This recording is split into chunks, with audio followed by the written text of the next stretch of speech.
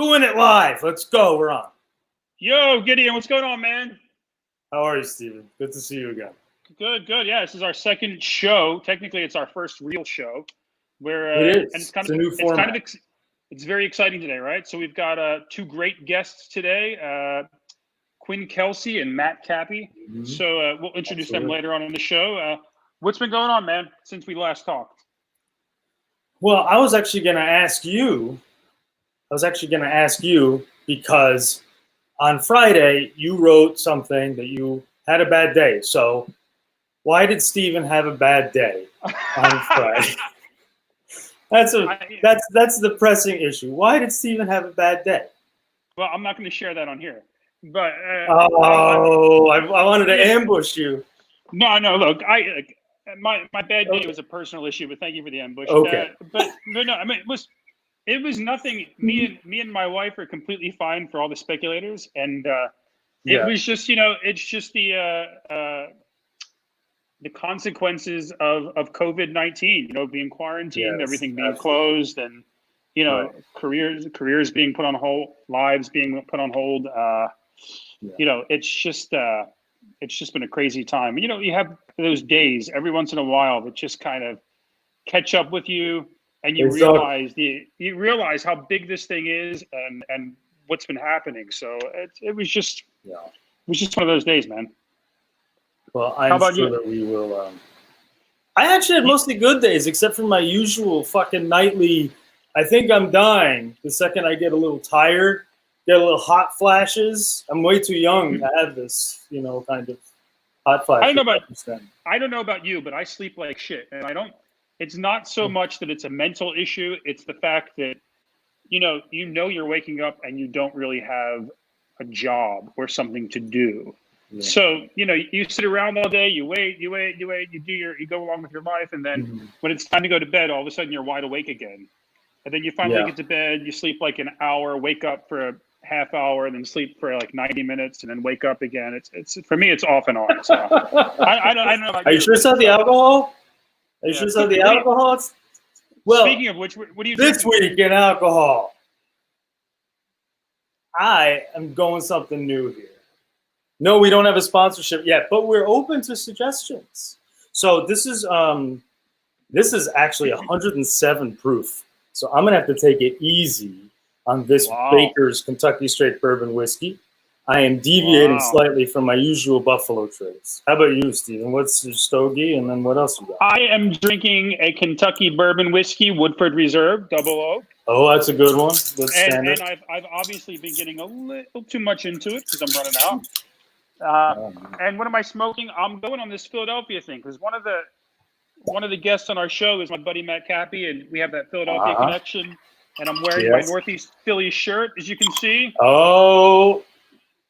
And I'm smoking an Ashton VSG that was originated in Philadelphia, the Ashton brand. All right. Well, we have a very special guest this week, do we not? We have a special guest that we're going to bring on. Would you like to tell us a little about him before he makes his appearance?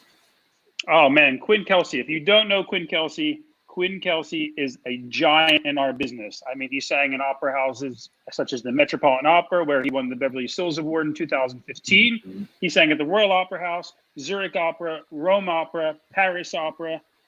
He's been a great buddy of mine on and off the stage, and I'm just so thrilled to have this guy on our show. So he's basically terrible. Yes, he's basically terrible and doesn't have a career, is what you're saying. Is basically absolutely what it is, right? Absolutely. Okay, after COVID, his career's just making sure. All right. Well, you know what? We're going to take a look at this awesome dude. Now, let's see here. Here we go. Give it to us, Quinn Kelsey.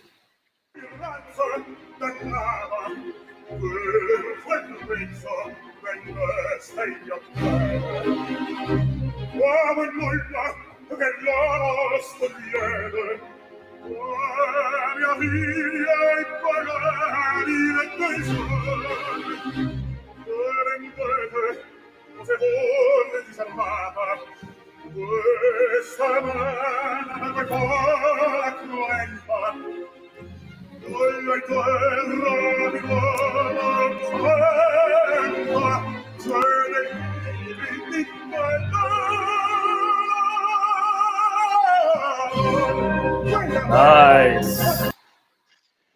There he is. Excellent. So let's bring in the man. There he is. Quinn Wow, what have I gotten Kelsey. myself into? Hey, man, what's going on? You didn't know, did you? First of all, Well, Quinn, where are you right now? Toronto. Toronto. All right, man. How was it up there? Yeah, I got out while the getting was good. How are things in Toronto? You know what? Not gonna lie, I feel a little bit safer. Well, Really? I'm in Toronto, but I'm like way up in the northwest corner, so it's not downtown at all, and it's very much suburbia. But I don't know, man. Canada feels safer. I don't know, man. We're in New York. We're in the epicenter of everything, and I have to tell you, you know, it's bad. Don't get me wrong, it's bad. But you know, a virus is one of those things that you don't see unless you have it or you're in the hospital. You don't see the how bad it is and Sure. the climate of it all. So you know, I have to tell you, walking down the street in New York City on a nice day, it's refreshing to see many people in masks. Everyone's doing their job. Everyone's doing their part. I think they've gotten to the point that you know they're tired of this disease or this virus, and they want to get on with their lives, and they're going to do everything they can to help to make that happen. You know. Yeah. So that's refreshing.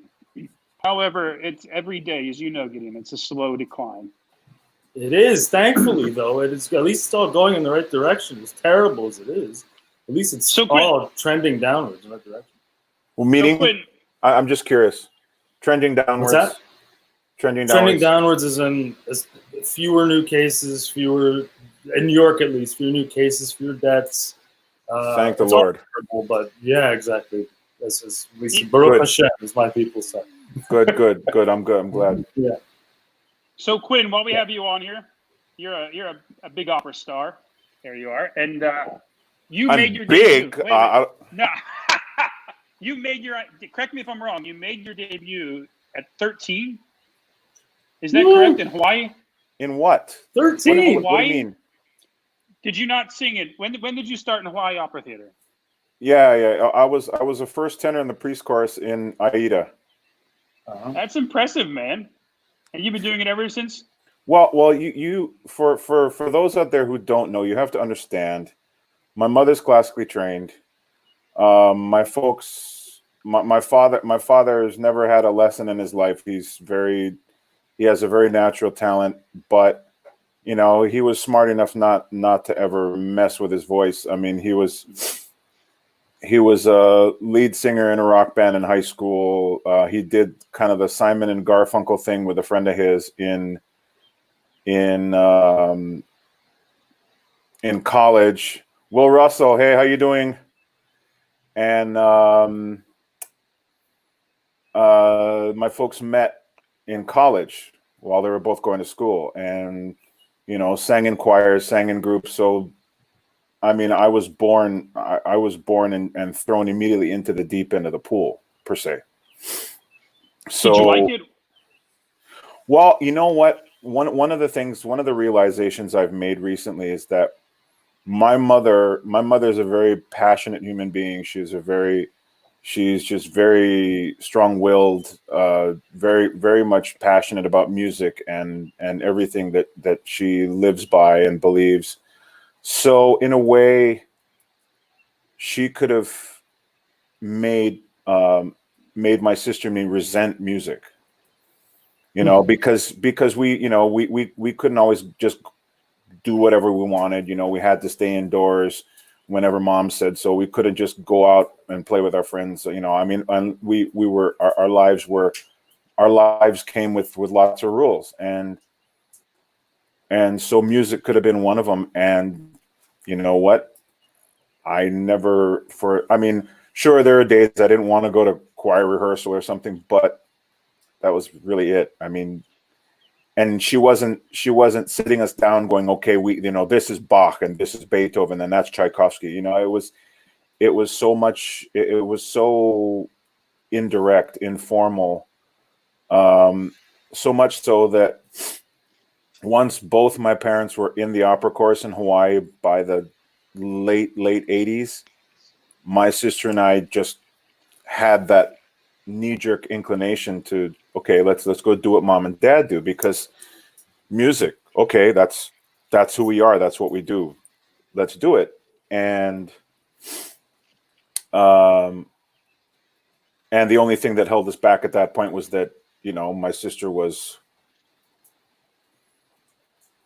7 years old and I was 10. Wow. And so we just weren't old enough to do it yet. But it's always been a very positive thing in our families, and I think that's one of the advantages that I've had growing up in music. I'm interested. Each one of us have our own point in life where they decided, I'm going to do this for a living. And what was each of your points? Because what we do is so concentrated. You need such discipline. You need such focus all the time. Your entire life is wrapped around it because your body is your instrument, right? So whatever you do the day before, 2 days before, even the day of a performance can really hinder your performance if you're not careful. So it really takes a lot of discipline, a lot of control. Where in your life did you decide, I'm going to sing for a living, that's what I want to do? Quinn, you first, and then Gideon. So here's the funny part.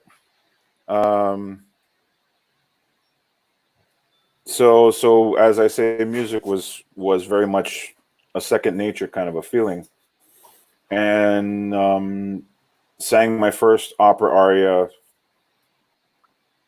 as a junior in high school as part of the spring concert series for this community choir that I was singing in at the time.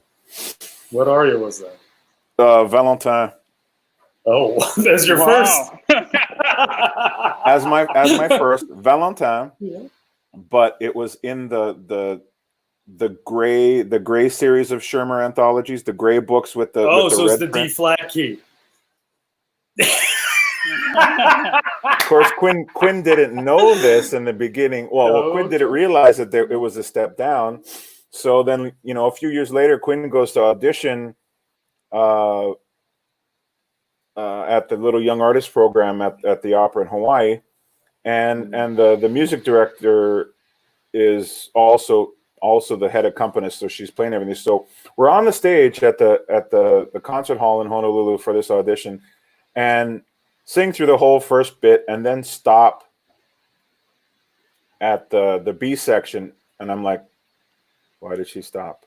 She goes, and I've known her for years, so I guess I wasn't that scared, but she goes, do you want to try it in the original key? And I kind of go, what? What's it? Oh yeah, it's a step up. I'm like, oops. Whole step, that is. How about a whole step? How different did that feel? I mean, we didn't do it because I had no clue. But later on, I tried, and I kind of went, oh boy, because the whole time, I'd been in D flat land, going, okay, right. Got this, and then, oh boy, to take that step up, yeah. I had one of those moments in Vienna, right? I was making my debut in Vienna in Bohème, and they tune so high. They tune it, I believe, 445, and in the United States they tune it 440. So it's almost a half step, not quite, but it's high. Oy. So I remember everything feeling normal, right up to the high C in Bohème, where I was just like la spa, and I was like, oh, that feels like it's going into my C sharp spot, man. But yeah, when you sing something in a key that you're not used to, it's frightening. How about you, Gideon? When did you decide, man? Well, it started as a joke, and as I like to say, if you've seen some of my auditions, people will say it still is. That's one of my favorites. When I started imitating singers when I was 15, just to be funny, because I thought I was a funny guy. And I sort of stopped. People weren't really laughing that much, so I was kind of disappointed. And they're like, you should try this. You should try this singing thing. I'm like, all right, fine. And then I auditioned for my choir, and I didn't know what to expect. I was 15, 16. I hadn't been in choir, and I saw like the good kid, like, oh, he's the good singer. I'm like, this guy sucks. I'm just fucking around, and I'm better than this guy. So I'm like, wait, maybe there's something to this, and then you just keep auditioning, and then you have. We should do one show about our college auditions. So yeah, my college audition was. No, I straight up lied in my college audition. Nice. What'd you lie about? Yeah. So I was more into musical theater, and but I didn't have a musical theater background. But I wanted to go to school for voice. And I wanted to go to school singing musical theater rep, right? So I went into the undergrad audition at University of the Arts, and I prepared 2 pieces, or 2 pieces out of 3. I had 3 on the list because you had to come with 3 pieces, but I only knew 2. So I had this idea. So I went in saying, "This is the moment" from Jekyll and Hyde, and I had "Someone is Coming" from Something's Coming. Sorry, Something's Coming from West Side Story, right? And then and they said, "Oh, what did you bring in a language?" And I remember looking at a Luciano Pavarotti CD and looking for an aria in a language, and the first one I saw was La Donna Mobile. Whew. So, yeah, never sang it, never prepared it, put it on the list, but I had this excuse. I was going in and I was going to say, I forgot it. Oh my God, it's not here. I seem to have misplaced it. However, the accompanist goes, "Oh no, it's right here." No, I didn't even think. We're in a music school. There's a music library downstairs. So they're like, so they said, "Well, we have a library downstairs if you forgot it. Would you like to go get it?" But it's okay. I think we've heard enough. And I was like, "Oh shit! Oh man, dodge that bullet." No, I got in. We should have a Which whole school is this series again? on University of the Arts. Oh, and Philly, of course. Yeah. So it was crazy. It was absolutely insane. I would have had a heart attack. So Quinn, where were you? Oh, go ahead, Gideon. Sorry. I'll just say, Quinn, I saw you do a wonderful Rodrigo in Washington. Nice. That was last year, of course. 2 years ago. 2 years ago, our mutual Leo Crocetto was in your cast, of course. And talk to me a little bit about that production and the productions that Francesca does in general. Oh, not Francesca, I guess she runs that company, of course, but talk to me a little bit about that production. I was really moved by it. I'd seen Don Carlo, God, dozens of times. But in respect to the end, in respect to how that I actually saw both, because of course my good friend Darryl Friedman was in the other cast. That was such a great weekend. I wish I could do that again. See Don Carlo twice in a weekend. Yeah, but talk to me a little bit about that. Talk to me about that production a little bit. Tim Albury directed it. Mm-hmm. The old music director for Washington National, Philippe Auguin, was conducting. Mm-hmm. I really think one of the best things about that production was that cast, and I don't mean me. I mean Eric Owens, right. Leah, Russell. Jamie, Russell. Yeah. I mean, we all love Andrea Silvestrelli singing the Inquisitor. I mean, his voice is that big. Yeah. That's a monster. Yeah. But it was just, we all knew each other. We were all so chomping at the bit just to be together in a production like that. I mean, my God. And just to be able to know each other so well, for there not to be so many years in between each other, that we all felt like we were in the same class kind of a thing. And to be able to get our hands on a production and a piece like that and to feed off each other, it was like, not stepping into somebody else's house, like this was our house, this was our thing. They put it together, and they put this, they really thought about it when they put this cast together. And my God, to bond with colleagues like that, and to really make it feel like you know, in that moment, it was your era. You know what I mean? Mhm.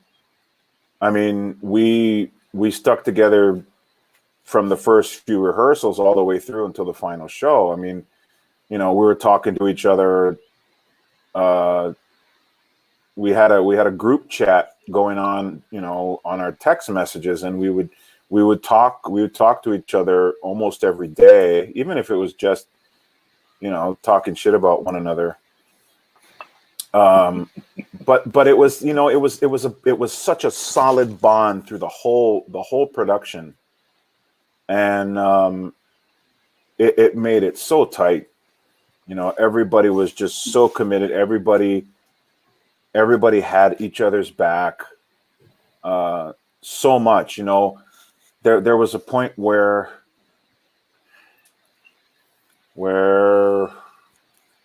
one of the specific production people, won't say who. This is my favorite part when these kinds of things happen. And it was just really stupid what happened, Yeah. and you could feel within the group, because it was the beginning of Act 3, big quartet, soprano, mezzo, baritone, and bass. So Russell was the only one not in it, and this person got all pissed off. And you could feel the vibe between the four of us right away, that we were all on the same page. And then that Leah just took the proverbial step forward and said, look, you know, this is how it is. It's not what you think, you know, relax. And it's one of those things where you all, it's like you're all Leah at that point, at that moment. You know, you're all, because we were all in agreement with what she was saying. She couldn't have been more diplomatic about how she came across, and it was one of the points that really bonded us together as one unit. And you know, we were closer than we had been until that time. And it was. I mean, there were some obstacles, there were some struggles, but I don't think any one of us would ever think twice about wanting to get together and do a show, if not that one, you know, at the drop of a hat. And it was, I had a great time. It was a great debut. I had a great time with that group. Yeah, I would do it again. You get those moments in production. I'm sorry. You get those moments in production. What's that? No, go ahead. You get those moments in production to kind of galvanize the cast. I mean, what are we talking about here? You know, we're talking about putting on a show, but the body, I think the body doesn't know that the threat isn't really different. Like for us, the threat of embarrassment, the threat of a bad show is really like, it's not, it sounds like to people who maybe, I would guess maybe some people who don't, you know, do what we do or don't know, to them it's, oh, you know, so what? But it's as terrifying as any scary day on the job, or and there's that threat of, for lack of a better word, embarrassment almost. You know, like if you mess up, if you mess up in a not that it's no big deal, but you mess up in a corporate boardroom, sure, you know, you have career ramifications, you have, you know, people like, oh, look at that guy, but you mess up in front of, you know, 1,800 people. You know, you have all of the career ramifications at times, and that sort of public kind of feeling. Oh, hold on one second. Around the corner. Oh. Yeah, on the corner or around the corner. No, you have to understand. Because I'm smoking, I'm sitting out on the patio, and keep asking directions. The parking lot is is this dude. The way they numbered each of these units, it's so weird, and it just jumps. So tons of times you see people parking up and going, sorry. I mean, continue, please. No, I just talking about these moments that sort of galvanize the cast. I think every show has one that kind of, and there's, you know, where the cast kind of bonds together against sort of some sort of common threat, whatever it may be, or anything that sort of, it can hinder the chemistry or the the common bond of a great show, which is ultimately what's so important. And it might sound silly or inconsequential, but you feel that danger and you feel that bond as well as anyone. I'm not suggesting that we're, in the trenches of World War I here, but you certainly still feel that camaraderie and that sense of unity toward the common goal. I feel well, at least personally, that it's so important to open up to your colleagues, to be candid with your colleagues in that way, to show them that look, this is how it works. That I'm gonna almost be vulnerable with you to show you that I'm in this 100%, and if we can find this bond, this connection, I mean, that the strength of that connection actually overrides any other doubts or fears that I would have, because I know that as long as I do my part to have my colleagues' backs, that I hope that they'll do the same. And then it doesn't matter what happens. It doesn't matter if a piece of set breaks and falls, if a piece of the furniture breaks or something doesn't work, that because my colleagues and I are so on it, that I don't worry about that kind of stuff. Yeah, being an opera is like playing on a professional sports team. I mean, when you go into a show as a cast, you're a unit, man. Yeah. You're a team. You have to work together, and you need the support from your colleagues. And not just that, the rehearsal is like you running drills. It's like when your colleagues are consistent, you know what they're going to do. So no matter what happens on stage, like you said, if a set piece breaks, if something falls, if something's not in the right position, something's late, someone's late, you just know that, you have your colleagues there, you know what they're going to do, and you just keep going. When you have that security, it just makes for so much of a better show. Yep. And it speaking requires, of things falling. I'm sorry. Go on, good. No. It requires you to adhere to a certain amount of responsibility for yourself and for paying attention to what everybody, like you're saying, Stephen, that once you get used to what your colleagues are doing, and that you have to take up that responsibility to observe and remember and go through those drills, as you're saying.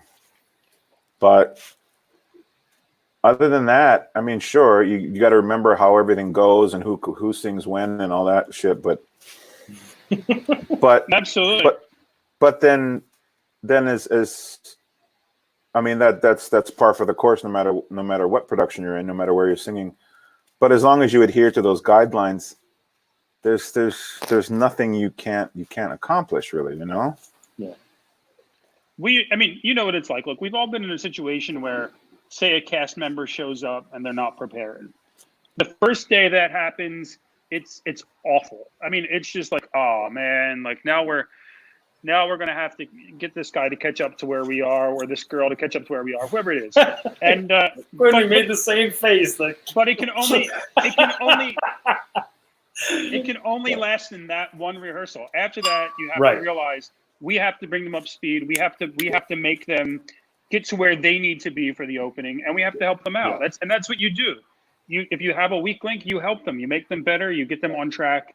You go out for a beer with someone afterwards, and you're like, man, that was rough. But the next day, you get back to rehearsal, and you're back in the game, man. You only have 3 weeks. Sometimes you only have 4 days. So you have to have your game face on when you walk into the first day rehearsal to the last show. Well, and you're the one taking them out for beers, and you're the one paying and saying thank you. Yeah. Or no, actually, the person that didn't show up is paying for the beers at the end of the night. That one. Yeah. So Quinn, I asked Stephen this question. It's going to be sort of my new go-to question that when I have a singer of your stature on, and that's sort of, who do you think is, of your colleagues that you've worked with, is among the most, doesn't have to be the most, but among the most underrated singers? That's a good question. It's hard, isn't it? Well, it's just because being where I'm at right now, you know, I've had so many wonderful experiences, and you know, I can count on one hand the amount of bad ones that I've had. You know, I could probably count on one finger the amount of bad experiences I've had. So it makes it so much harder to think of that, because I've either had my expectations met or exceeded. And, you know, there was never any situation where I was going, God damn, where did that singer come from, and why aren't they working more? I guess, and maybe that's a good thing. I mean, not that happening upon someone you expect to be doing so much more is bad thing, but I guess that I mean, I guess the instances I've been in where I've discovered that in a person is probably just have mostly just been you know, the experiences of young singers singing the smaller roles, you know, and instead of going, damn, why aren't they singing more? It's just been more of, cool, you know, people, higher learning institutions, young artist programs, opera companies are doing their jobs, and you know, and I'm, you know, I haven't been honestly that far out from my young artist days. I mean, it's been 14 years since I was a young artist, which okay, it's been a little while, but it hasn't been that long when you think of it. But that it's good to be able to see these young singers come up, and seeing that they're being pointed in the right directions, that they're being taught and told all the right things. Yeah. Because so another question that I'm sorry. No. I thought you were done. I'm sorry. No, go ahead. I also like to ask singers. It's a conversation in my living room that I've had with some all kinds of people, which is, what do you think we need as a business to do to expand the audience? Where do you think we might fall short, and what do you think? Oh, Stephen rolled his eyes at me. You don't like that question? No, it's a great question. Just curious to know what you think. Oh, okay. So you're just thinking? Are you rolling your eyes at me? No, I'm used to it. No, it's like I feel like it's kind of like this coronavirus, right? Where you don't know about it. You know, the more and more people don't know anything about it, and every day something changes. And I feel it's the same way with opera. How do we expand the business? I couldn't answer that question, because I feel like if we knew the answer, it'd be expanded. Well, some people have ideas that they're not listened to, you know. No. Well, it's not an easy one to answer. Right. You know, I mean, one of the easiest go-tos that people use is, well, we got to get the younger generation. Okay, but the younger generation nowadays, you know, their attitude is that, well, that I would, by observing how they behave, by the things that they value, the music, the pop culture, opera isn't a part of that. And so people say, okay, so how do you make it a part of that? Well, because immediately I don't want the art form to have to change at all. But then the secondary question becomes, okay, so how do you manipulate it in a way that will appeal to the younger generations? How do you fashion it in a way that'll make it attractive to younger audiences? And the barrier between opera and classical music and today's popular culture as it pertains to the younger generations is a big one. And I, you know, I mean, I've been I've been I've been exposed to this, you know, a few times now, and so I'm going, okay, because yeah, you know, there's a part of me that likes to break away from opera now and again. You know, that I like rock music. I like a lot of different kinds of music that aren't opera or classical as just a departure when I want it, when I don't want opera in my head, because it is all the rest of the time. But you know, that opera and classical music are so specific. It's kind of like, so I'm Hawaiian. You know, I was born and raised in Hawaii. I'm a quarter Hawaiian. Hawaiian music to me is a kind of music that, and there are a lot of people who would disagree with me, but I feel it's a kind of music that flourishes in its pure form. That it's not a genre that should be updated or upgraded, and you know, that's what makes it what it is that specific you know, the sound of the music, the emotions of the music, the foundations of where that art form came from, that if you try and mess with it too much, that it loses its character. And so in a way, I kind of feel like classical and opera behave that way too, that there's that was okay, or in another sense, classical and opera were the popular music of their time. And the thing is that they've survived, you know, those hundreds of years. And so then I guess the question is what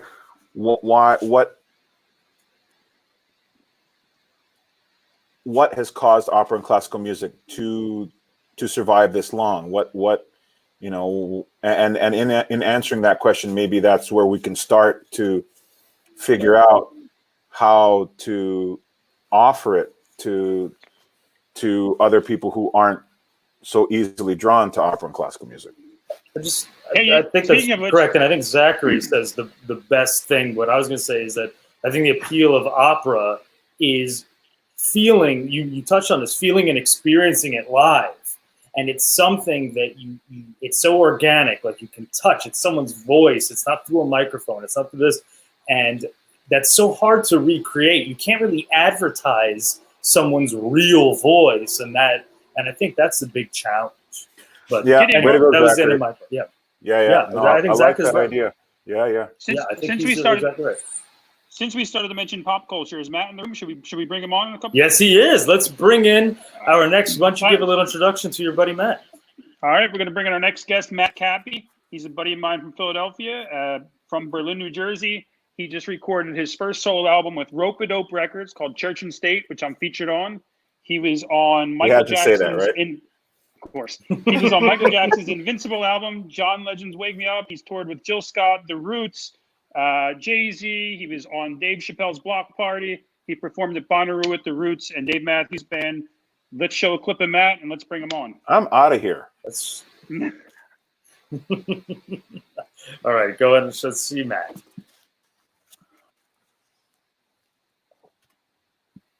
$215 is really not. Oh no! So Lit Mobile just We're sent me dying. this solar wireless We're battery dying. pack. We got an ad. They messed us up. Hold on. Let's try that again. When it's ready, we'll bring Matt back in. Obviously, Actually, no, we're gonna bring him in now. Here's Matt. Matt has joined us now, and I'm gonna get his clip ready because he deserves to have his clip ready. And YouTube decided to fuck us. No, but anyway, keep talking. Yes, they did. Yes, they did. What's up, Matt? How are you, man? Man, fantastic. Steven, how are you? Gideon, how are you? Good, Quinn, how are you? Good to have you, Matt. All right, man. So, Matt, what have you been up to these days now? I mean, you're obviously you were on your album tours. You were doing tours with other bands. I mean, this has obviously affected you just as much. 100%. Yeah, 100%. The last 2 years, I've been primarily outside of playing my own concerts. I was back with Jill Scott and also Miss Patti LaBelle. So all those summer concerts. These no names that no one's heard of. Right? No one's heard of. You know, Philly proud, Stephen. Philly proud. You know, yeah, all that work is gone, guys. Just like your stuff. I mean, yeah, we're waiting for the world to open back up and do it safely and as best we can. So Matt, you just put out your first solo album, right? So Church and State. What was the idea behind? Tell us about the album. What was the idea behind Church and State? Well, for me, I've always liked listening to your conversation. Obviously, I'm talking to world-class opera stars, but I was raised classically, and I love classical music. I love opera. I mean, going back to what y'all were just talking about, there's nothing like seeing someone like of your ilk opening up and singing on stage. It's amazing. So I wanted to incorporate that, Steve, for my first album.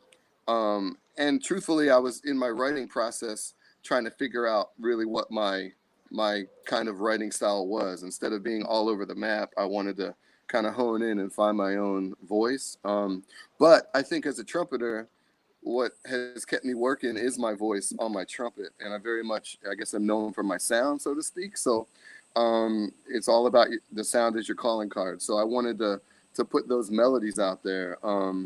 And then, you know, our relationship and knowing you, and obviously Lars Hall and the talent of him as a string arranger, I was like, you know, why not? I mean, it was at that, you know, in today's age, it's not yesterday's record business. So you can do whatever you want, which is kind of nice and refreshing that way. You know, it's funny. We talked the other day about where the business is going because of this. You know, we're quarantined, everything's locked down. We're obviously in the phase 4 of getting back to work. And, you know, we were talking about what should we be doing now as musicians? And you had mentioned earlier, now is the time probably to do recordings, right? I mean, Absolutely. Everyone has the software to do it. You can make home studios now. And can you talk more on it? Because we also talked about not doing full albums, releasing one track at a time, getting public interest. What are your thoughts, Matt? Well, my thought is, you know, just one album in, and I'm kind of like thinking, well, first of all, there's just a lot of talent out there, right? I mean, there's a lot of people who I think life in the music world is kind of a sliding scale. You know, we are all at some point on the ladder, and there's people above me who have been at it longer or just virtuosos, and I'm striving to get there. And there's people under me who are looking at me like I've done some stuff. So I think content matters. I think good content matters, right? So quality content. Obviously the cream rises to the top. I fully believe that. It's always been that way. It always will be that way.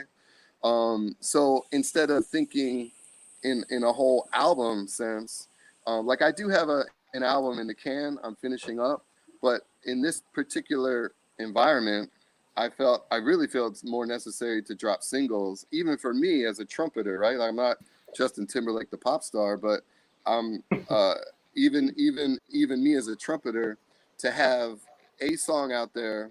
And again, I'm not a fan, so to speak. Like, how can any artist truly be a fan of how we get paid streaming wise? But that's the landscape we live in right now. That's what it is. So, but there's definitely data out there that the algorithms are, when you put something out, your name is in the cycle, and everybody's bobbing and weaving and sharing it. And then in 3-4 months, if you don't have something else, your data goes down. So I think, honestly, quality. So I'm specifically going to release my first single for this next album on June 5th. And I'm going to take advantage of the Bandcamp day, which is 100% to the artists. Wow. So specifically, I'm gearing to that. to be like, hey, people, I haven't asked you for a GoFundMe or a Patreon or anything, but if you could spend $1.50 on this incredible song, that's going to help me and my family in this very time. So, and obviously me for the artist, I'll be back out there, and the next single, I have another single queued up for probably 2 or 3 months after. So Matt, you've also worked with some major giants in the industry, pop, jazz. I mean, you've worked with a lot of people. What was your most exciting moment in your career? What was the one that you were just like, where you were just like, oh shit, man, I've done it, you know? As Gideon brings up your picture of Snoop Dogg and you. Serious. I'm producer, director. I'm doing it all. Look at Gideon. How you doing? How you doing? Go ahead, Matt. Go ahead. Gideon, I'm saying, like last week, I was listening to you all, and look at you. 1 week later, we're on like a live telecast. It's like, you know, I love it. Look at you. Yeah, it's amazing. Google, Amazon's going to be hitting you up for some tips. I mean, Steven, I've been blessed, man, and there's no two ways about it. I mean, it's silly, this is nice. I mean, just like as you all are. I mean, it's like for you guys to be singing, for me, I guess the year 2010 was super special. That year, I was with Jay-Z, and I'd been with Jay-Z for about 3 years. I toured with him, and at 2010, it just was the height of him. So we had a 10-piece band, but that one summer we headlined Coachella, Bonnaroo, Roskilde, Isle of Wight, and Glastonbury all in the same summer. So was that 1 million people, you think, total? Maybe more? Over. Yeah, it's over 1 million people saw you. Yeah, over, easy. But like a year or two before that, like this is what's cool about the music business is when you meet people and they become your friends, and the journey that we have, and what God's doors open to us. But I had met a young artist named Kanan back in 2000, early Jill, and he was on his come up, and he flew me to Toronto. We started working together, and fast forward to 2008, and he calls me. He's like, Matt, my debut album's finally there. I had worked on his EPs and stuff, and he's like, I've come to be friendly with the Marley family now. I'm going to be at Hope Road in Kingston. Can I get you there? And I was like, I said, as a matter of fact, I'm playing with Jill Scott at the Montego Bay Jazz Fest. It was January. And so he just flew me from Montego Bay to Kingston. And I spent 4 days at Hope Road, like inside where Bob Marley made Exodus, and hanging with Steven. And, so honestly, as big as some other moments have been, that kind of was the trippiest. And I haven't talked about that much. Not that many people know that I was at Kingston and recorded at Hope Road and Tough Gong, which is, this big, beautiful recording studio. And I met Hugh Masekela that same festival, who was grazing in the grass at the Horn of Africa. He just passed away, rest in peace, which is what Rose Lane is based off of, my ode to him. So anyway, it's been a beautiful ride, Steve. I can't complain. I've been blessed. Matt, how do you deal with it? Like you're a big family guy. Like I'm a big family guy, right? So family is extremely important to me. And in our business, and Quinn and Gideon, you can say when we do production, we're there for a couple of weeks, sometimes a month, maybe more. So we have the luxury, if we're able to bring our families out, because we're there for an extended period of time. We can bring the family out. But you're in one place. Yeah, we usually have an apartment, but you're doing concerts. When you're doing a tour, you're doing a show one night, next night you're in another city, another night another city. How does that work, man? I mean, does it wear you out being away from your family? Is it hard to manage both lifestyles? Yeah, so my boys are 7 and 5. First and foremost, it's that relationship with your most precious loved one. My wife knew me before this life started. We've known each other for 20 years. And we knew each other we met about 6 months before I got Jill Scott's gig. And, it was just like ride the wave and see where it goes. But I've had an incredible support system through her, and understanding woman. And has supported my dreams. Now, I will say, the tug of your heart once you have children, then it's a whole nother mental ball game because, and also being in it for a while, it's not that it becomes a job, but it's more job like, and you are definitely aware that you're away from home and you're missing out at times. So, I guess fortunately for me, three quarters of my touring life have been, with before children, and now like a quarter has been with kids. But it's not easy. I mean, it's not easy. But then again, no relationship's easy when you're home too. So it's all communication and really respecting each other to the point of who you actually are. Like this is who I am. It's like this is the life that I was. That God has led me to lead, and this is what I do. So, you got to walk in your footsteps, and then you find your tribe, so to speak, and you find that. When do you think you'll release second album? Late fall, early winter. Late fall, early winter. Yeah. Now, but that, like you said, but for, I don't know, like in today's ball game, it was all about getting to play live gigs more, right? And that's where even the biggest artists were still making their money because no one's really making it streaming or selling CDs. So now it's like we're all at this. I mean, I feel like that's the business avenue. I feel like that's the business. I mean, anybody can sit in the studio and record take after take after take after and take. auto tune. Yeah, absolutely. but there's something about after if you've heard that album or heard that track, you want to hear them sing it live. Or perform it live or play it live, whatever it is. You want to hear them do it start to finish live to make sure that they really have the chops and it's not just mechanical. Yep. So, I mean, it's hard. This period is hard. Gideon, do we have that clip? Go ahead, Matt. Yes, I have the clip ready to go. So we can hear him if we want to hear what Matt has. Please. Matt's got for us. I have a different one. Yeah, here we go. I'll get this thing going right now. Hold on, Matt. Hold your thought. You have to play Steven too, please. Give me 1 second here.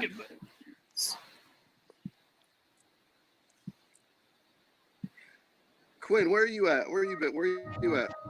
Toronto, man.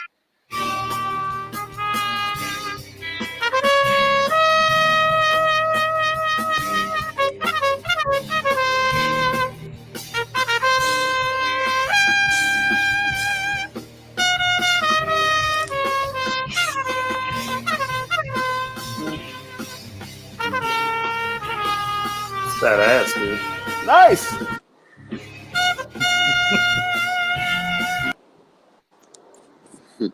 Right. Excellent. Getting thank you. At some point, you have to play Nessun Dorma too, but just go to halfway through and hear Steven. Right. Oh, by the way, I know I'm late, but what are you drinking? What are you drinking? Tequila. Oh, fantastic. Tequila. Which kind? Which one? This is the what's the one with all like the skeletons on the bottom? Espolón. Espolón. There you go. Yeah, that's a good one. I'm not even a tequila drinker, but I know that. Nice. What are you smoking, Matt? Oh, a Romeo y Julieta Reserva. Oh, fantastic. What are you smoking, Quinn? Yeah, what is that? Let's say Bromy? What is that? No, it's also a Romeo. Oh, Romeo. Wow. Oh, okay. Yeah, this is a Nicaragua, dude. Oh. I've gotten down past the wrapper now. Nice. Look at that. I love that VSG. Come on, Gideon. You're slacking, dude. Smoke affects my voice too much. Not like I have rehearsal to fucking go to anytime soon, but so I have a segment. I have a segment for everyone. This is our first show in this format. We had this comment from, I don't know I think she's from your page, Stephen, Marsha Shooter, who said to you, Matt, that she saw you at the Mavericks. So she was excited about that. Nice. But then she scolded me and said, if you do something online, you should respond to people who have questions or comments. I've watched a lot of things online because I miss my music. Enjoy yourself. I'm out of here. So I responded to her that this is our first week in this format, and there's a considerable delay for the comments. But thank you for your feedback, Marcia. Sorry that I didn't get to your question earlier. But moving on, we have these are the growing pains of the show, right? But moving on, we have a new segment. Well, everything's new here, and this is called "Do We Give a Shit?" in which we discuss issues of the day. Oh boy! And get different, in which we get different perspectives on all kinds of events. So we're going to start. I should probably graduate to better alcohol then. Oh, we can wait. We can wait a little bit, but it's funny. This is such a sketchy topic because if you say anything online that people don't agree with you about, you get shit for it. I mean, just an example. I was online the other day and somebody posted an article about something that Governor Cuomo said, and I corrected it because it was wrong. It wasn't a political statement. It was just fact. Right. Basically, well, that's funny that you mentioned that. Stephen. That's funny that you mentioned that, Stephen. Yeah. So because hold on a second. So normally, like real good shows have producers who focus solely on putting things out. But I wanted to share this actually, Stephen, because of your story to me the other day. And this is the actual executive order from our illustrious governor, right? And where he writes here, and your complaint was that you were out smoking a cigar and that you got some serious, okay, this is a different page now, but you got some serious shit for it. You were smoking a cigar without a mask, but clearly 6 feet away from everyone, and you got some serious shit. No. That wasn't what I got shit about. Oh, what you shit for? I was online, right? And so it was the day that Cuomo extended our lockdown in New York City to May 28th, right?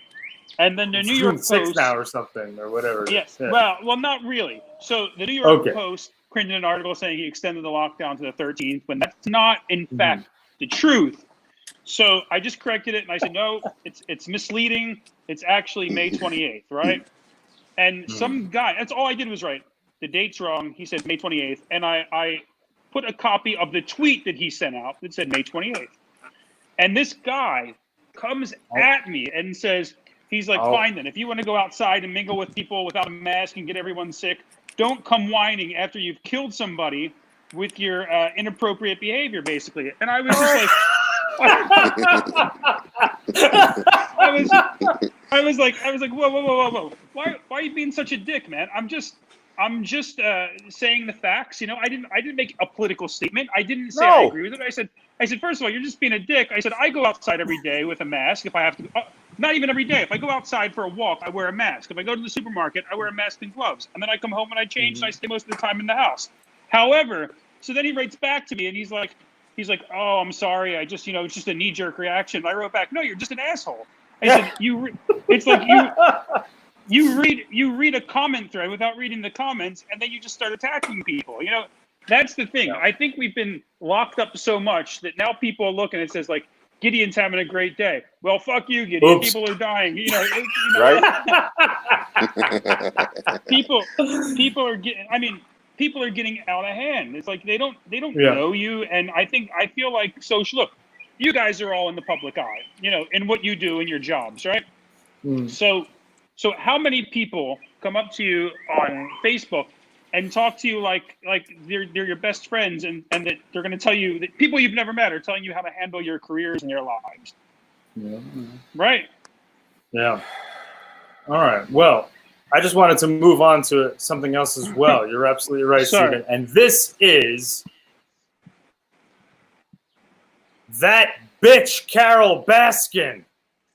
Have you all watched The Tiger King? I barely got through one episode, and I said,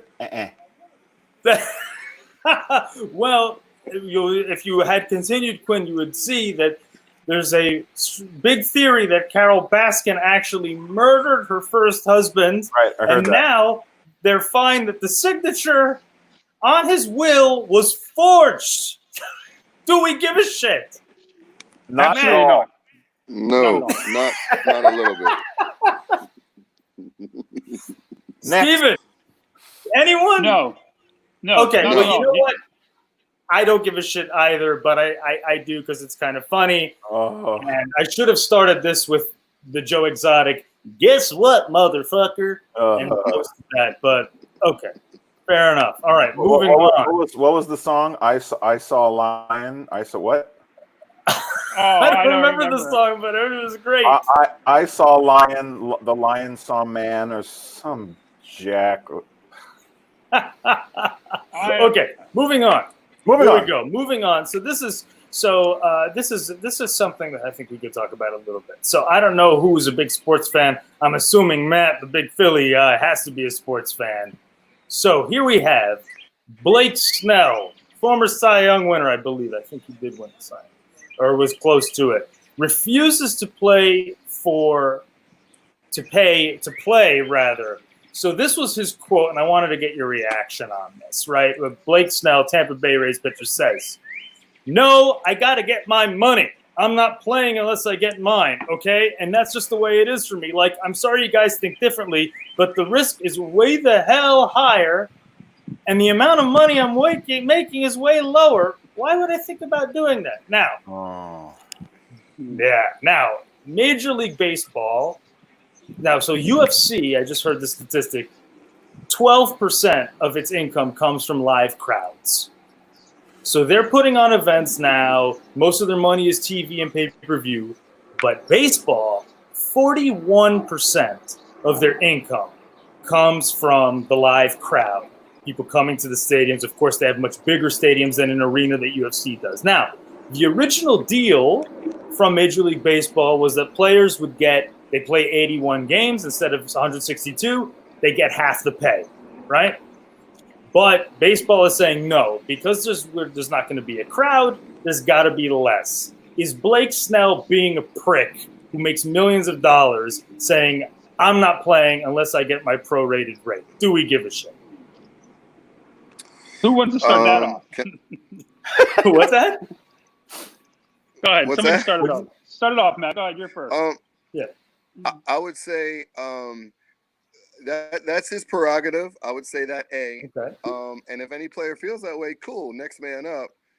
But I also would say the owners have to step in here, because essentially you're talking millionaires versus, in many cases, billionaires. So I'm sorry, owners. Yeah, you're not gonna you're not going to get that 41% at the gate this year.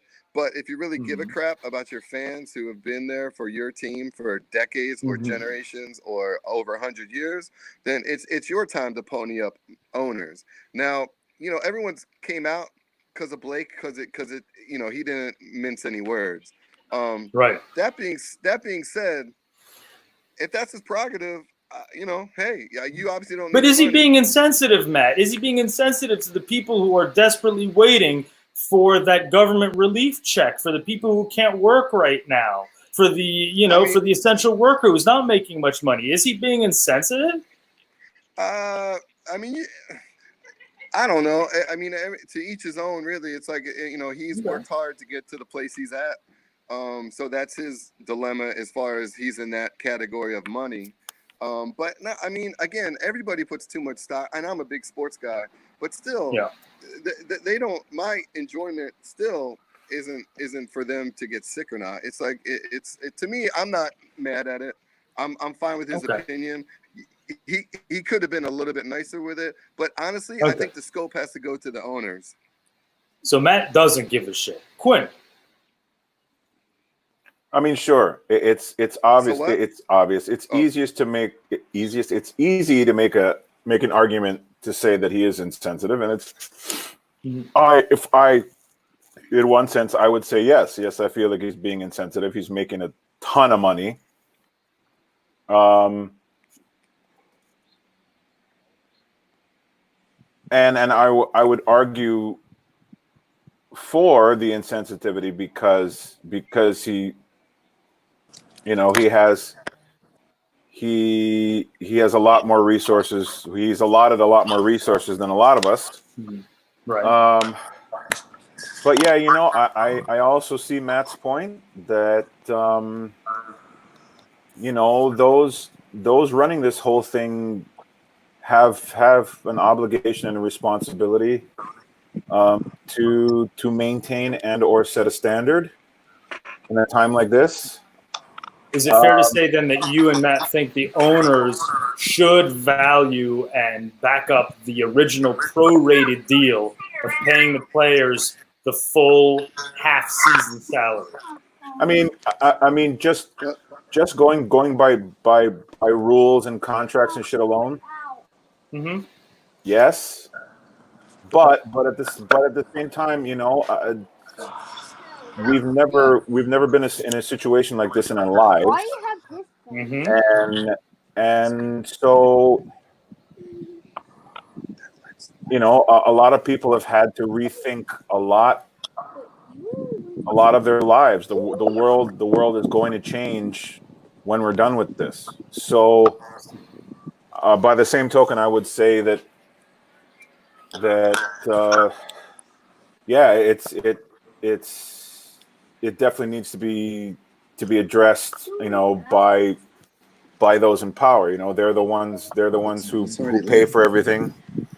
And I mean, if nothing, that they got to be able to step up and say, okay, here's what's going on. Let's talk. Let's come to some kind of agreement. Okay, Steven.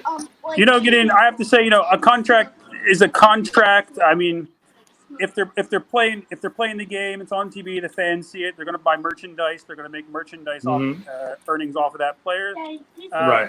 As Quinn said, this is something we've never done before. This is something that we've never seen, something that's never happened, and nobody expected it. And and I feel like if the players do take a pay cut in their contracts, that shouldn't necessarily go back to the team owners. It should go back to the employees that are out of jobs in those stadiums for those games, because there's a lot of people there's a lot of people that depend on the season for work and concessions, and that's so. I'm sorry to interrupt you, but most owners have continued to pay the stadium personnel even without games. At least I'm New York. I'm a Yankees guy. We're probably going to lose half our followers now that I said that, but it's all right. But in any event, I know that the Steinbrenners have. I know that the Marlins, I'm pretty sure the Marlins as well, and the Giants, San Francisco Giants. I think most of the teams are doing that. Most of the teams are still paying the stadium staff. But the question is for the players, because that's where the real money is, obviously, when you have these $20 million contracts. It really depends. I mean, like I said, if they're making money off of merchandising for these players and their names and the way they're playing the game, I mean, they're really taking all the risk, aren't they? I mean, there's no. Yeah, well, that's Blake Snell's point. Any player playing on that field is going to come in contact with another player. Why? Because you can't, when you're playing a game like baseball, football, hockey, anything basically, you can't keep 6 feet apart the entire time. So they're putting their lives on the line. They're putting their families' lives on the line, and and they're doing it for the fans. They're doing it because there's fans in the houses that really need some uplifting. They need something to change up their daily routines right now. So it's kind of, I don't know. It's a hard question. It is a tough one, right? But this is an interesting one that I wanted your input in as far as the implications. So this sounds like a dopey story, right? Tourists from New York City arrested in Hawaii after posting beach photos. Now, for those who don't know what happened. What? Is that you, Quinn? No comment. So basically what happened was this guy from the Bronx actually traveled to Hawaii on vacation.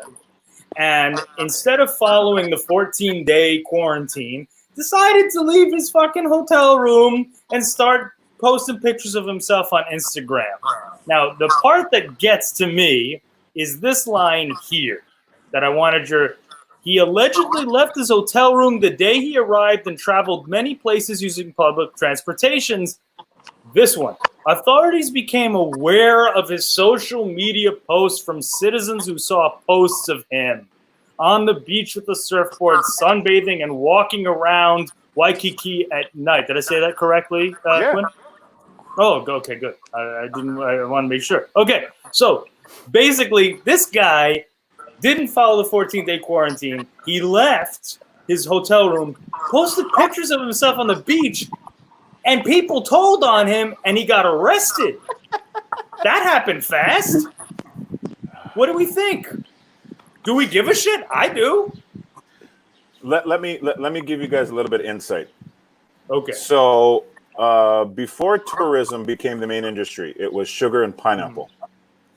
Okay. You know, because of the rich volcanic soil, landowners jumped on it right at the beginning of the 1900s and realized, oh, this is going to be huge.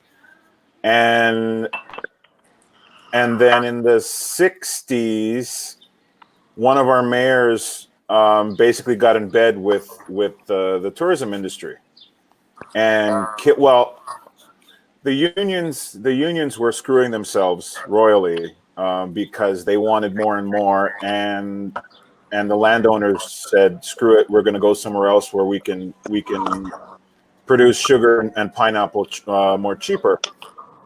And so that, coupled with the fact that the tourism boys were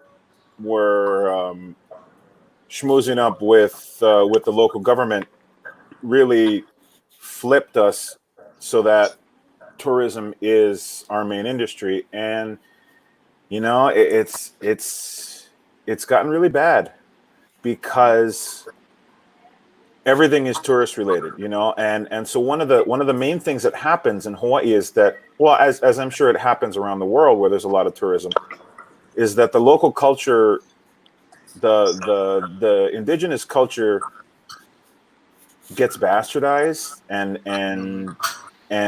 you know, made a mess of, because tourists don't want to do their homework to show Hawaii off in the right way, that they just want, they just want all the girls in the grass skirts, you know, whipping their hips around and the jungle drums and everything, and it's, you know, it's not always authentic, or that the tourism industry doesn't always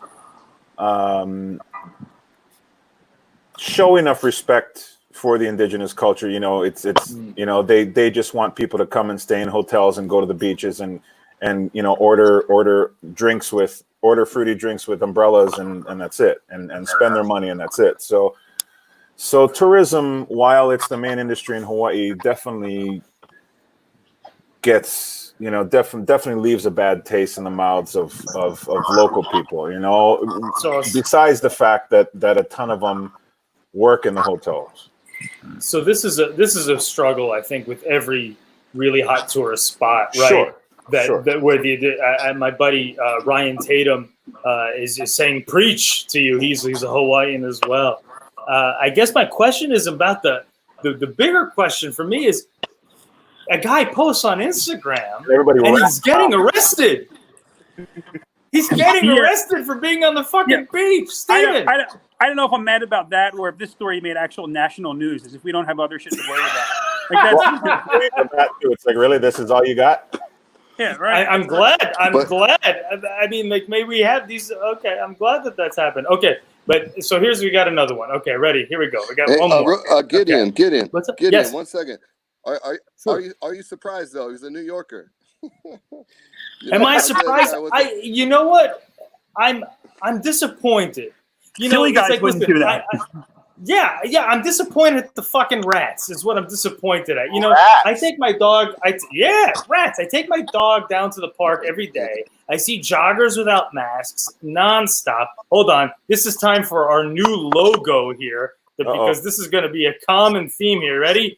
Upper right corner. Mask wars, because that's what this is all about. Yeah. You know what I mean? I'm sorry. I see these. What's that? But, you know, I have to tell you, it's funny. Ever since this quarantine started, me and my wife would go on walks, and we see people taking, like, Instagram influencer pictures outside, like, doing all these cool things. And we're like, you didn't do that. People know you didn't do that. Now, because we're locked, everything's closed. Yeah. No, I'm disappointed. I'm disappointed at the rats. Look, I get annoyed when people with the joggers, especially, they run right by me. I'm like, dude, I'm here with my dog. I'm wearing my mask. I get annoyed. But you know what doesn't come into my mind, Matt? And I'm sure maybe it's because I'm a New Jersey, New Yorker, right? You from Philly, the same thing. You'd never think to say, I'm going to call the cops on that guy. No. No, I punch him in the face before I call the cops. Right? Am I wrong? But you know, in the look at me life we live in, it's like, it's like, dude, that's true. That's true too. Like, go to the beach, take your pictures, and then post them when you get home. It's like, what are you doing? Right? Yeah, I'm with you. No, I don't mind them taking pictures. Just, you know, it's just like the ratting of people out. He was outside of his room, you know, before court. Yeah, Quinn's right. Is it? Can I say the Karens? Right, the Karens. Right. That's the word that we say now. So here's my last story. I mean, those are the kids who got beat up and slapped around. Teacher, you forgot to give us homework. Teacher. Fuck. All right, so here's my last one that I think pertains to everyone here because we all deal with crowds here. Okay, here we go. So in Seoul, which is the correct way according to my dear friend Sung Hyun Baek, it's a way to say Seoul in South Korea. They are doing sex dolls in the stands to ensure that people keep social distancing. Now, Salzburg, as in our music festival, has said they are looking into this as well. No. Do we give a shit? What do you think? Some not quite sex dolls, but dividers. But this is what they're doing in football, in soccer, to make sure that people keep social distance. And there you see the very attractive, very desirable sex dolls. Leave it to South Korea. Oh, they're terrible drivers. They put, all their billboards are for plastic surgery. I think I think the real question is if they're airing the game live, does it get an R rating since there's sex dolls in the audience? Yes. Well, they're clothed. Steven, I don't know. Yeah, but we all know that they're sex dolls. That's an Not just that. Aren't they expensive? I don't know anything about sex dolls. They seem expensive. I never looked into the price. But like if you're gonna fill up an arena full of sex dolls, I mean that money could have gone somewhere else. Let's be quite honest. Or just do the blow up ones. Are those cheaper? Could you imagine that? Do the blow up ones. There's a big gust of wind, and they all blow away. There's a 15-minute delay of game to clear up the sex dolls off the field. Could you imagine that? Quinn, I think your new headshot should be your imitation of the blow up doll. What do you think? Shut up. No. I'm gonna on my first album cover. It's gonna be that. No, I think that's a good. I think that's great. So, in conclusion, here, I think that I'd like to advertise the great, and thank you so much for your time. The great Quinn Kelsey here. I'll show his site. There we go. So don't show that. Oh my God, those photos are so that's old. your website. Should I take it off? No, it's fun. But I got to change those photos. The great Quinn Kelsey. Thank you for your time, Quinn. Awesome. One day we'll do some real baritone shop talk, and then I'd also like to recognize, of course, the great Matt Caffey, who has done so well for himself.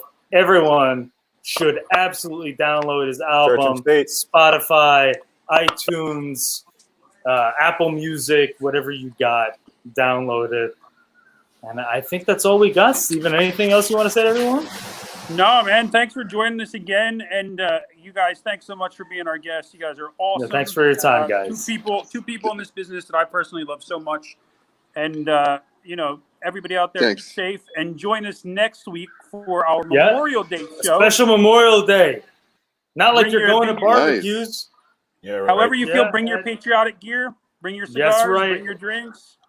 And come hang out with us if you like what you see, like and subscribe, like the YouTubers say. Tell your friends. Most importantly, have a fucking drink, and hopefully you're all doing well. Yeah. All right, guys. Have a good one. Take care. All right, guys. All right, guys. Later. Thank you. Take care, y'all.